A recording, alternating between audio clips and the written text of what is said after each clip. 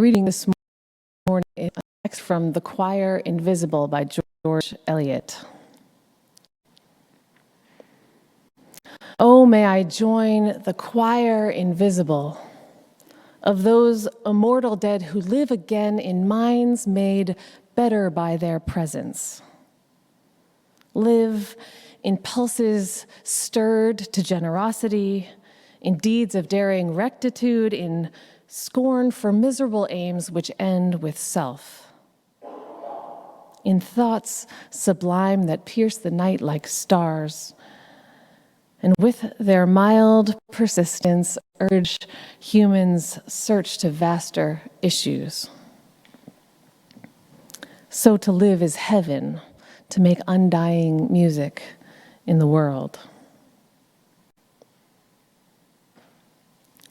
May I reach that purest heaven, to be to other souls the cup of strength in some great agony, enkindle generous ardor, feed pure love, beget the smiles that have no cruelty, be the sweet presence of a good diffused, and in diffusion ever more intense. So shall I join the choir invisible, whose music is the gladness of the world.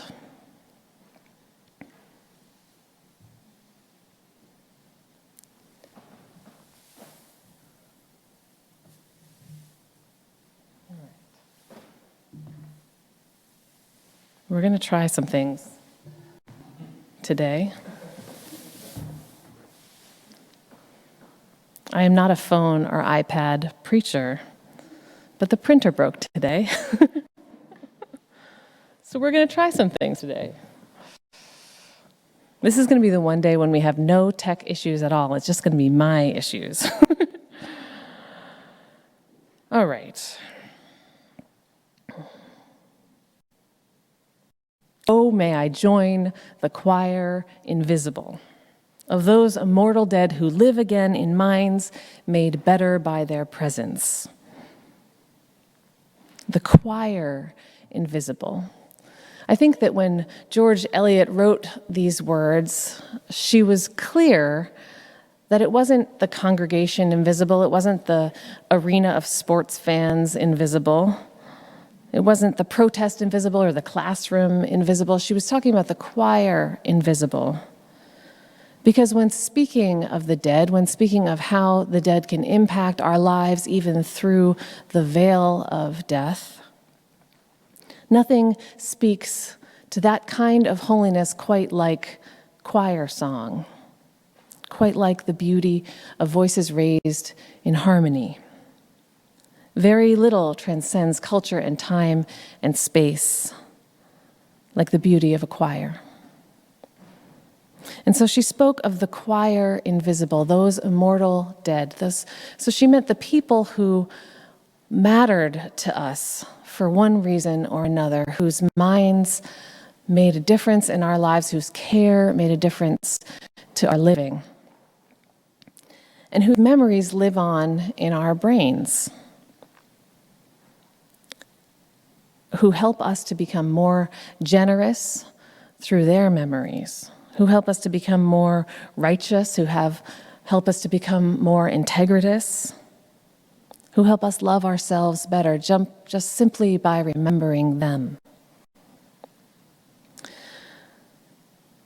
When you heard this poem, was there someone who came to mind for you, someone who lives in your choir invisible, who makes your life better just by remembering them?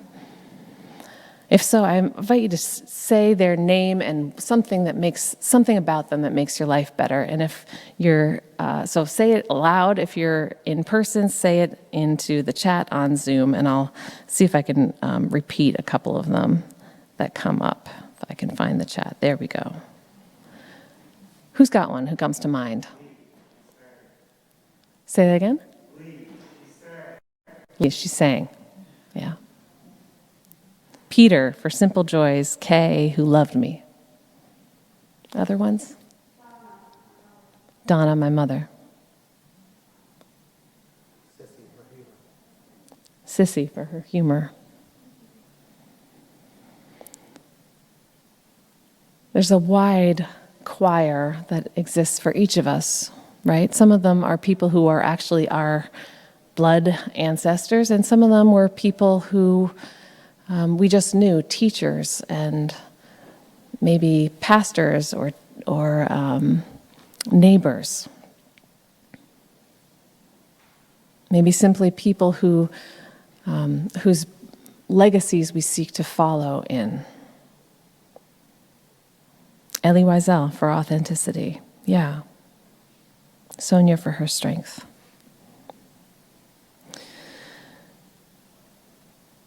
Memories of those who've gone before can inspire us to better living, right? Most of us know that.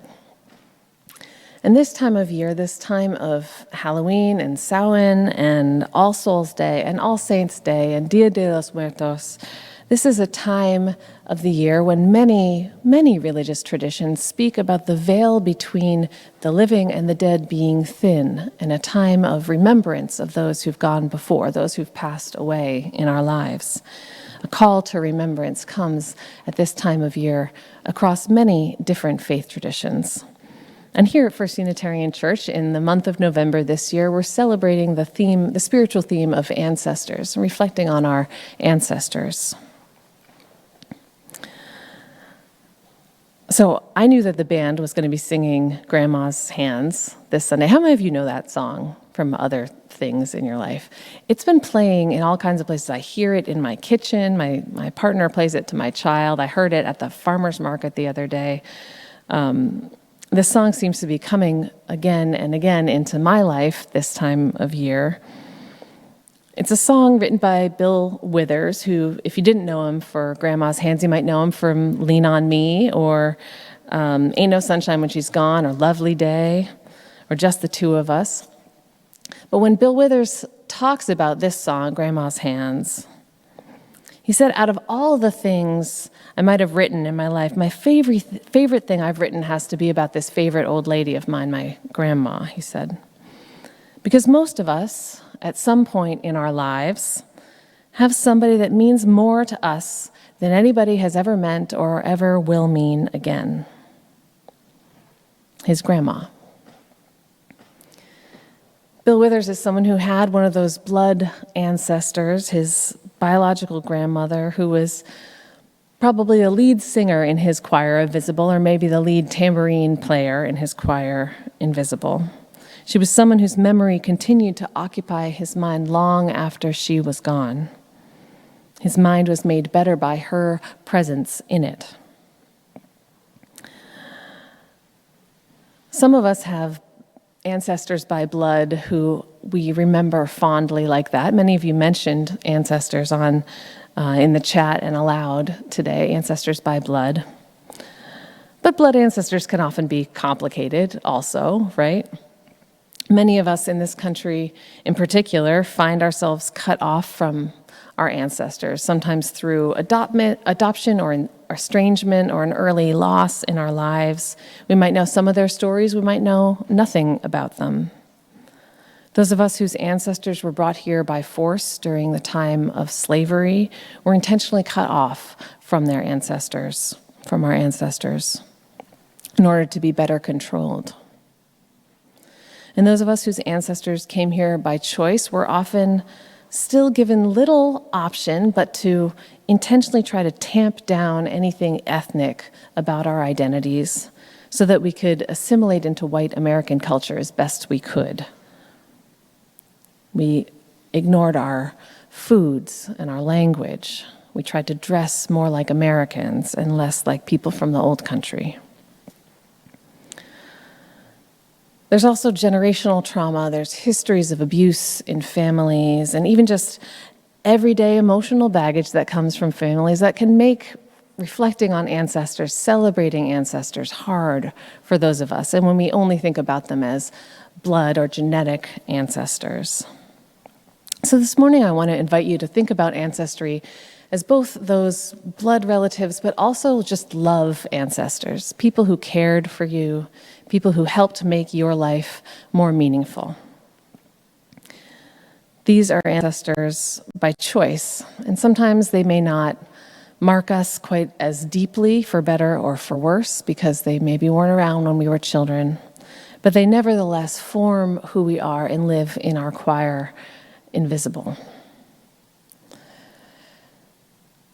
When I've been singing Grandma's Hands to myself all week, I've been thinking about my own two grandmothers, my own two biological grandmothers. And honestly, I wrote several pages about them today. But where I landed is that actually I just sort of wish I knew more about my grandmothers. I wish I had long, poignant memories to share. I wish I had songs I could write about them the way Bill Withers wrote a song about his grandmother. When I think about my grandmother's hands, the only memories that I have of either of their hands were on their deathbeds. My mother's mother, Grammy Kennerson, had very soft and plump hands, but I never really knew her that well, partially because I was a painfully shy child, and she was pretty introverted herself. We didn't really ever know how to connect with each other the way that I wish we had.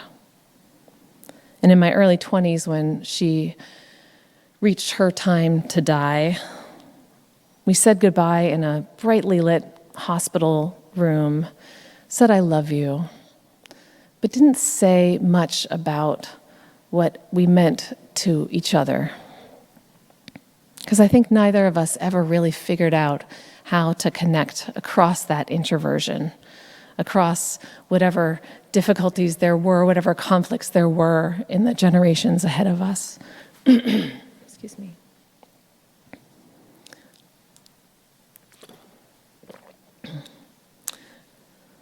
My other grandmother, Abbey Tennis, my dad's mom, passed away a few years later. And by that point in my life, my own comfort with death had increased because my father had died. And I had spent lots of hours at his deathbed. And I knew that you didn't have to say the perfect thing on a deathbed at that point. You didn't really have to do anything but be with one another. And so when I received the call that she was dying, I flew out to Arizona by myself and just sat at her bedside for several days. She was already unresponsive by the time I got there, and we had also never had much of a relationship. But she liked music. She liked musicals, Gilbert and Sullivan in particular. And so I sat there and I held her hand, her small, frail, bony hand, and I sang to her because I knew that I wanted her to be held in the kind of love and song and touch and care that any one of us would want to leave this earth with, even though I never really knew her that well. I find that instead of being filled with memory, instead of my mind being made more rich and joyous by either of their presence, what I feel is more than anything is just a loss, not only the loss of them, but the loss of what could have been a relationship with them. We never really knew one another. At least we never knew each other enough.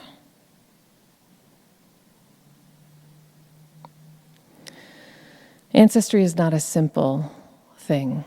Sometimes we don't know our ancestors the way that we wish we did. Sometimes we don't know the stories of our ancestors. Sometimes we have difficult relationships with our ancestors.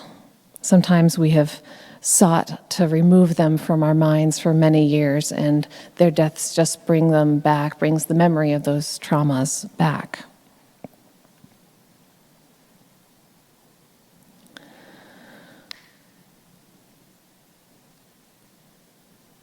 You don't need to have an easy relationship with your family in order to find meaning in ancestry.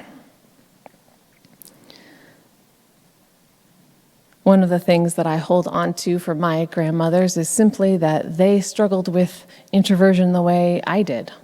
And I saw the way that it limited our relationships, and it inspired me to work at not overcoming my introversion, because you can't do that really, but finding ways to cross connection over the introversion and deepen relationships despite my own awkwardness and despite my own lack of knowing the right thing to say. We can find stories in their complicated being that infuses our lives and makes our lives better. Or we can lean into those love ancestors. First time I really got to understand what it was like to have grandparents who were deeply connected with their grandchildren, deeply invested in their grandchildren's lives, was through this religious community. When I was a teenager and I served on committees with people who were my grandparents' age, I remember that every time we would do a check-in, so I served on this committee that we would meet like 4 times a year, and we would come together after 3 months apart. And the first thing that some of these folks would do would be to pass around pictures of their grandchildren. It's the first thing that they did. And when we checked in and asked about how they were doing, how the last 3 months of their lives went, they would just tell us about their grandchildren's obsession with Legos, or who was walking now, what their grandchildren were for Halloween. I was so moved by their love for this generation, this 2 generations beneath them. It was a love that I had never really thought my grandparents had for me. I couldn't imagine them checking in primarily about what was going on in my life if they were at a committee gathering at some point. But these adults showed me what it was like to love their grandchildren, and they showed me what it was like to just be a totally different generation than me, but be interested in my life and respect me and offer me the kind of attention that each child, each youth, each young adult deserves, and in turn asked that of me. I found relationships with these love ancestors, these not blood ancestors, that taught me more about what it means to connect across the generations and to build a choir invisible, whether it's of your own blood relatives or of those you just know through the love in your hearts.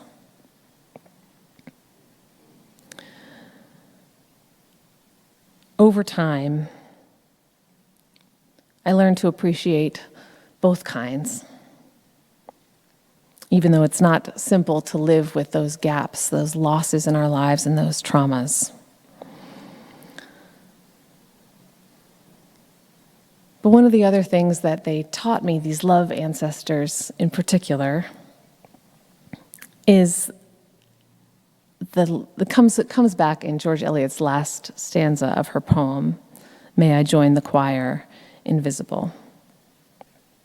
She wrote, "May I reach that purest heaven, be to souls the cup of strength in some great agony, enkindle generous ardor, feed pure love, beget the smiles that have no cruelty. So shall I join the choir invisible whose music is the gladness of the world." She was speaking not only of gratitude for those who made her life better, but really a prayer that she could someday join the choir invisible for someone else. She joins our choir invisible today.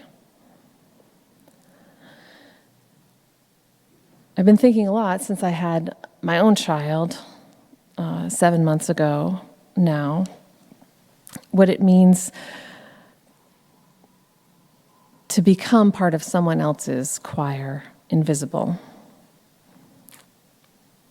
One of my colleagues says that the purpose of our lives in many ways is to be a good ancestor to those who follow us. And though I've always lived the kind of life where I've tried to think about my impact on the world, I've tried to think about how I can pave the way for those who come after me, it's felt a lot more poignant and a lot more clear since having my own child. I don't know why. except for that I think about what his life will be like when he's my age. And in particular, I think about the environmental devastation that my generation and the generations before me have laid on the world. And for whatever reason, I notice my own trash more often. I notice that it feels more important to put the coffee grounds in the compost and the recycling in the recycling container and the trash in the trash, and try to keep my own mark upon the world as small as possible. Not just to model for him the right way of being, but just to make the landfills a little bit smaller, because his generation will probably have to deal with that issue that my generation pushed down the road. Each of us is responsible for those that come after us, not just in the mark that we make upon the earth,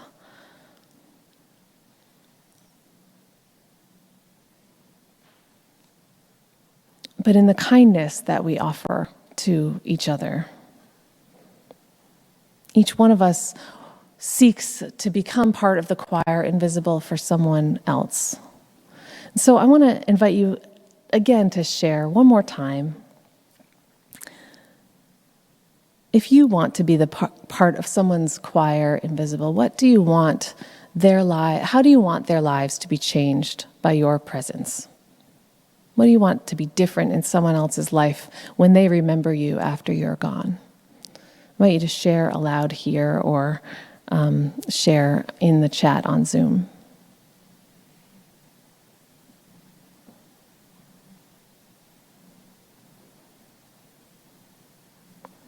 I want them to feel heard. I want them to have a sense of being loved, of being important. I want them to know what unconditional love is. Anyone here in the sanctuary? Passion, compassion, generosity,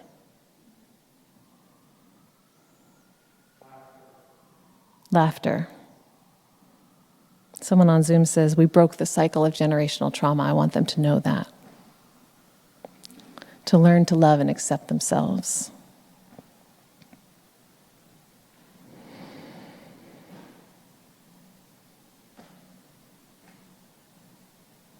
What's true is that each one of us will face our own deaths at some point, and each one of us will also remain immortal in some way, whether it's through the trash that we leave for the next generations, whether it's through the trauma that we leave for the next generations, or whether it's through unconditional love and generosity and compassion that live as memories of us in those that come after us, whether they are our blood descendants or whether they are love descendants.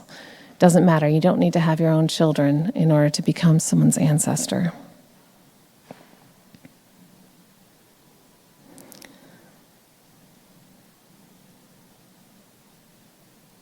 Whatever you were thinking, whether you typed it into the chat, whether you spoke it aloud or not, whatever impact you want to have on the next generation, I hope you'll find a way this week to work towards that, to offer a little bit of unconditional love, a little bit of compassion, a little bit more generosity to someone in your life.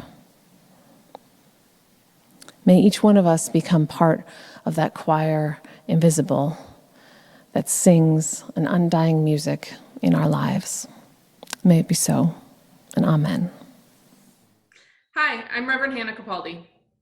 And I'm Reverend Abbey Tennis. We are the ministers at the First Unitarian Church of Philadelphia, where our mission is to awaken love and justice in our lives and in the world. We're so grateful that you watched, and we hope that the sermon connected with your soul. We also want to invite you to join us for a live worship service every Sunday at 11 a.m. Eastern Time. You can always find the link to that service on our website at www.philauu.org. In these services, you'll hear words like you've just heard, And you also get a chance to greet one another, pray together, sing together. And we even hold a virtual coffee hour after services to get a chance to greet some new and old friends. If you want to support the mission of this community and you feel moved to give, you can do so by going to the website that Reverend Abbey just mentioned. You can find that link below, or you can text 215-709-5095 and follow the prompts to give. If someone in your life needs to hear these words today, we encourage you to share this video.